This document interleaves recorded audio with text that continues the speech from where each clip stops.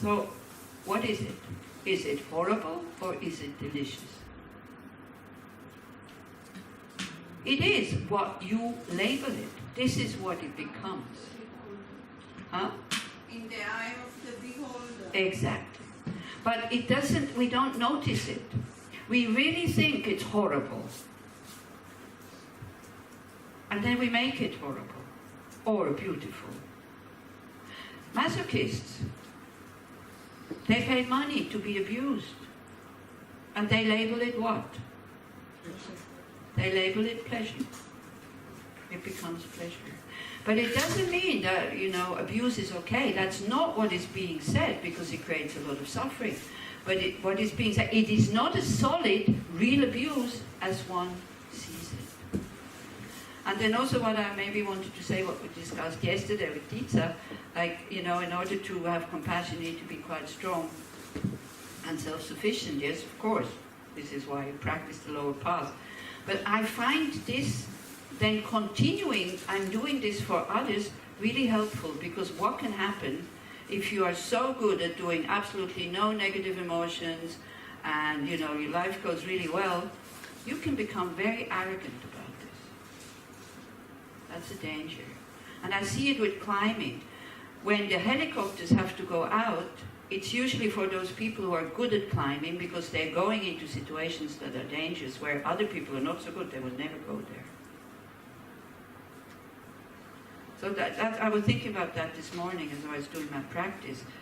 I'm so happy that, then the bodhicitta part comes, where I'm doing this for others, so the arrogance goes. And not because I'm so noble, because that's also, sometimes Israeli people are really sharp, because I think it was in Inbar still, somebody pointed out to me, said, well, you with your bodhicitta and wanting to help others, that's pretty arrogant. And it's the first time I heard it, and I thought, yeah, if you look at it like this, it's very arrogant. But if you make the steps of seeing the kindness of others and how dependent we are on others, then it's not arrogant. It's a wish to repay their kindness. But if you go around, hey, look at me, I'm going to help all beings, of course that can create a lot of arrogance. And I see it in some of the Mahayana Buddhists, looking down on Theravadan Buddhism. They say, they're only for their own liberation. As I said, some of these people that it seems, I'm just saying from my own point of view, I don't know, because I can't know somebody's mind and somebody's motivation, but sometimes if I look at behavior, I think seems like some Theravadan Buddhists have more compassion than the Mahayanists, especially the ones who practice Tantra. Because in Tantra, your mind is so developed that you are free to do anything you want. But if your mind is not developed and you do whatever you want, you still get the consequences of that. Yeah. So they're like tantric people. The people who practice and say, no, I don't have to abide by the rule. Why? I'm practicing Tantra. Everything is empty. So please don't fall into that trap, because then you end up in a really low state. They call this the Vajra hells. Okay, so then we go to the tantric vehicle, because the compassion is so strong, and this path is so long, not because of me, but because as I am on this long path, I cannot help others. This should be the motivation to go on the tantric path. Nothing else but that. Not, this sutra vehicle here, that's too long for me, I'm going on the tantra vehicle. Do you understand what I mean? So it's okay to practice Tantra. I'm not saying you should not, but work with bodhicitta first, and with renunciation, and with emptiness especially. If you don't understand emptiness, at least intellectually, that whole thing doesn't make sense. Absorb everything into emptiness. We had one of these groups, one at Root Institute, and so they asked me if I want to come into a New Age group, if I want to come with them and do their practices. So I'm a curious person, I like to learn new things. So I went, and they were going like, dissolve into infinite light. Arise, No, dissolve into infinite space. Arise in an ocean of light. So then I asked somebody, I said, what do you mean by that? And she said, well, yeah, just dissolve into space. And then I said, what's the light? Well, yeah, just light. So you see, they don't know what they're dissolving. What we are dissolving is our view of inherent existence. Not everything. But because everything is labeled, one does dissolve everything into space. Like you dissolve everything into the lowest level of quantum physics, where you have not nothing, but also not everything, but possibilities. And then you have the possibility to arise as a pure being or as a suffering human being. If we don't recognize emptiness, but directly, we arise again in our next life as a suffering sentient being. We realize emptiness, we arise as a pure being. Yeah? So, having become a pure vessel by training in the general path, please bless me to enter the holy gateway of the fortunate ones, the supreme Vajra vehicle. So that is Tantra. At that time, the basis of accomplishing the two attainments, so the two bodies, meaning Rupakaya and Dharmakaya, or sometimes the two attainments is also having completed compassionate wisdom. But I think what it means is the two bodies, a form body and a mind body of a Buddha, is keeping pure vows and samaya. So for example, the tantric vows, which you're not supposed to know, but anyway, so you have an idea, one of them is to constantly remind yourself of emptiness during the day. And to train yourself to see everybody as deity. If we would be a Buddha, we would see each other as deities. Yeah? If we are hell beings, we see the ones around us as hell beings. Not because they exist like that, but because our mind is projecting that. So we train the mind, even though we know that we're not Buddhas, to project something different. This is what one does in Tantra. You project something pure, because we project anyway, because conventional reality does not exist, really. So there's no real Buddha out there. There's a labeled Buddha or a projected Buddha who has a function. Yeah?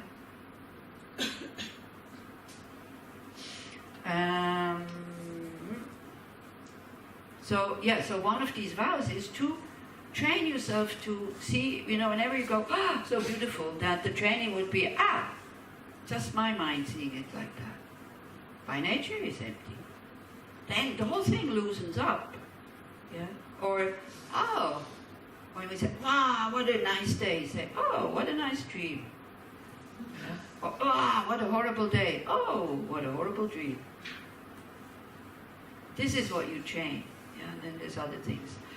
So, this part of the tantric vows. The bodhisattva vows are in order for you to be able to practice the six perfections. If you have decided that you want to practice it, because it's not easy to practice them, then you take these vows to support your practice so that you have some result. If you practice and practice and practice and nothing ever changes and there's no results, of course you get discouraged. So the vows are actually their support for you to attain something that you have made the decision to attain. As I have firmly convinced of this, and here it's very serious here, please bless me to protect these vows and pledges like my life. Now, the Westerners, Khandra Rinpoche said, you Westerners, you're very good, because before you take bodhisattva vows, you really study them, you think about them, you track, you kind of try to keep, but you don't take them yet, and you think about it for 10 years, you think whether you should take them or not, and then finally you take them. No, sorry, I started the wrong way around. She said, and then you take them. So then she said, Tibetans, they have no clue what they're taking, but they're taking them, and then of course they don't keep them. So she went on, you Westerners, you're much better, because you really think, you study them, and after 10 years maybe you take them, and then also you don't keep them. All these vows can be restored, by the way. Yeah? This maybe I didn't make clear. You see, we take the vows in order to be on a certain path. Where we have difficulties, it helps us to be on that path. We break the vow, which we will. This is why we're taking vows, because we're not good at it yet. We restore it. We mend it by regretting, saying something, and making a strong determination to be more mindful. Yeah? Like that.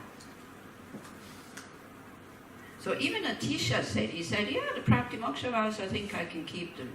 Atisha is a very, very high scholar. Yeah? The Bodhisattva vows have difficulties. The Tantric vows, I cannot keep them. So he had a horse and he had a stupa, this Atisha stupa.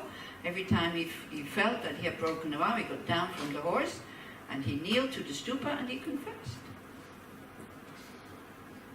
He became world famous.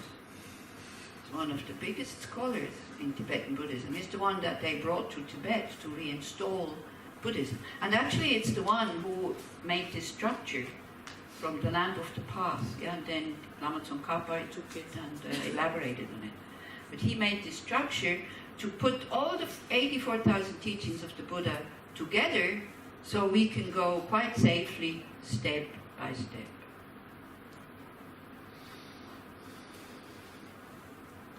So then, having realized the importance of the two stages, this is generation stage, completion stage, the essence of the Vajrayana. So again, generation stage, completion stage has to do, generation stage, you visualize yourself as the deity or as the Buddha, so that's conventional reality.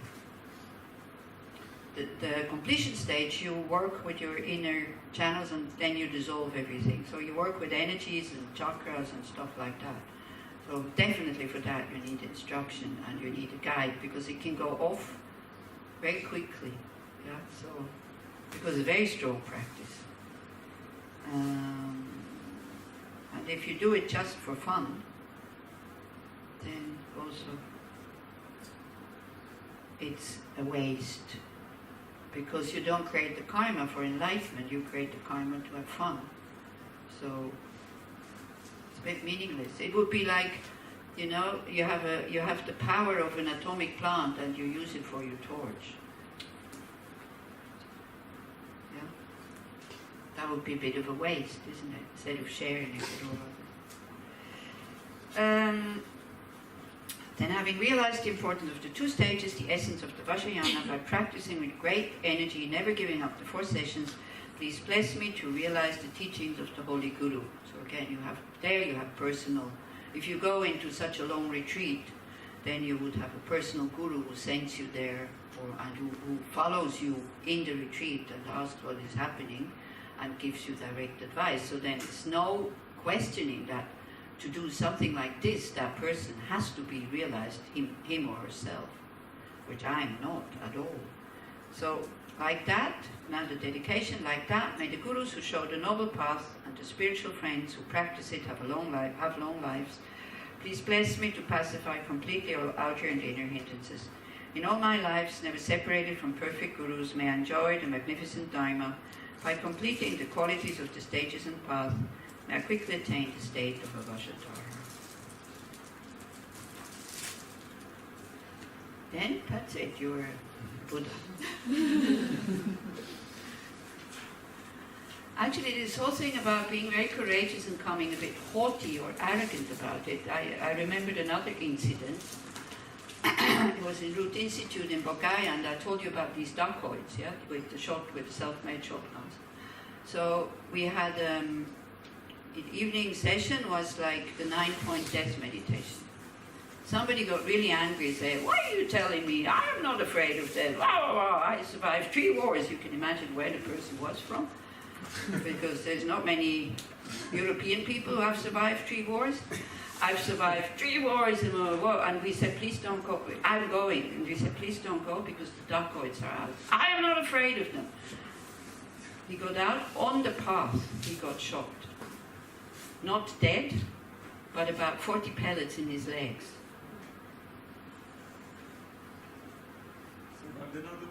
Huh? Survived another war. Survived another war, but you know, you had to bring him to Gaia Hospital, which is not clean and is a big mess, and they were trying to get these pellets out, and it's like, so we had to take care of him. Yeah, if he would have stayed that night, we didn't have to come to the sessions. If people want to go, we do not keep them there. They want to go, it's no problem. But we asked him not to go, it's dangerous. And then we had to take care of him. Yeah, maybe he understood something, I don't know. Maybe. Okay, so we go back to page 10. It's funny, I totally forgot about this, but then when I was thinking about healthy self-confidence, you know, then all of a sudden it came back, the whole incident. It was very difficult, you know, to have somebody who is so injured and you can't give him the proper care. So you worry about that person. It's a very difficult situation. Now it seems funny, then it wasn't funny at all. So, page 10.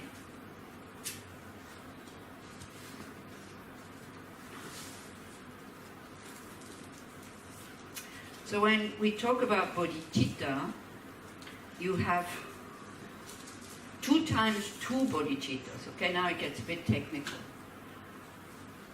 You have what is called aspirational bodhicitta, and you have engaging bodhicitta.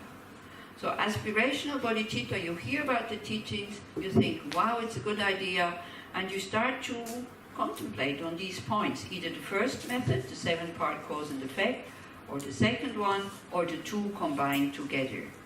And you go to teachings on this again and again and again and again, if you have interest in developing it. Of course, if you don't have interest in developing it, then don't go to teachings on bodhicitta, because you just get angry. Like, I don't want this, so then, you know, you have to ask yourself, why am I here?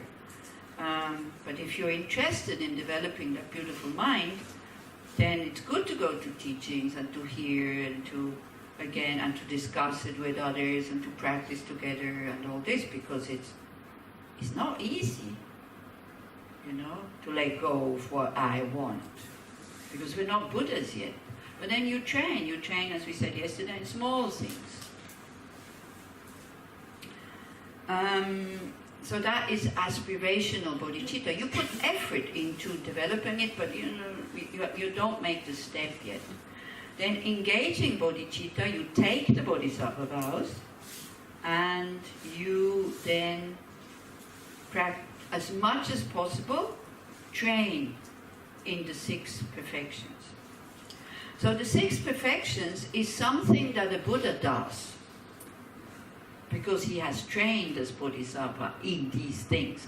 Also, it's not that you're not capable of anything, and then boom, you're a Buddha. You are training these activities of a Buddha on the bodhisattva path. This is why it's called the bodhisattva. This is a Buddha in training kind of thing.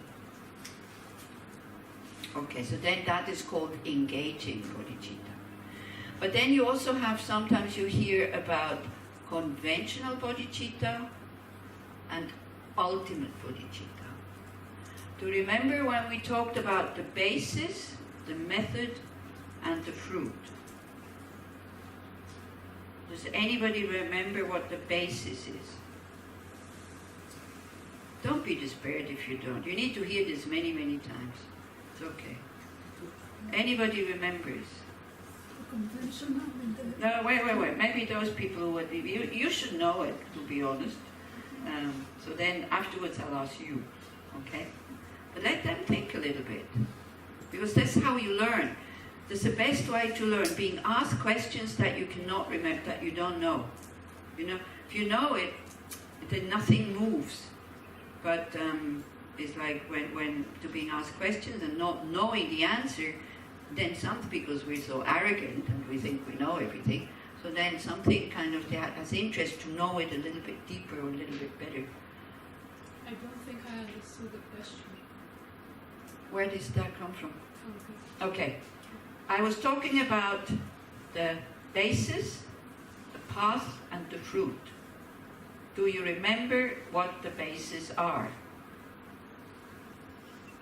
If you don't remember what the bases are, you do understand the question, but you don't remember what the basis is.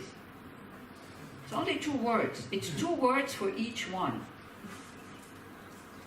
So the bases are, now Shoshana, The conventional truths and the ultimate truths. yeah, sometimes I prefer level because Yeah, truth is okay. kind of very confusing for new people.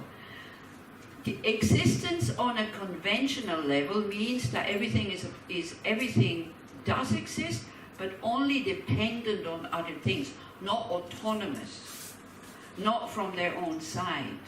And for existence, what it also needs is a mind that labels it. Same as quantum physics. When nobody looks, nothing is there. Only possibilities. So possibilities are not nothing, but they're also not something. This is what emptiness is all about. It's not nothing, but it's also not something. So you see, when we talk about existence, things are not existing inherently from their own side, but they're also not non-existent. They are dependently existent. But our mind projects real, inherent, independent existence. Of course, when I start to analyze, I start to think, I know that this thing did not, it was not always like that. Once it was a seed and all this. But when I look, that plant has always been like that. I don't see spontaneously that it is dependently arisen. I have to think about it. So that's not knowing. Having to think about it is not knowing. Knowing is directly knowing it. Only that is knowing. The rest is knowing about. Okay? So that's conventional truth. So it's a double dependence. One dependent is on other factors, and the other one is on the mind that labels. Things arise dependent on causes and conditions, parts and particles, a function, and a label. Or sometimes just three things, causes and conditions, which would also mean the parts and particles and the functions, a label, and the mind that gives the label. The label is not there. Why do we need mind and label? A label, it needs a label. The basis is this, plant. Okay? The label for it is plant. Where does the label come from? From this side? No, From which side? the mind. Oh, is the mind the label?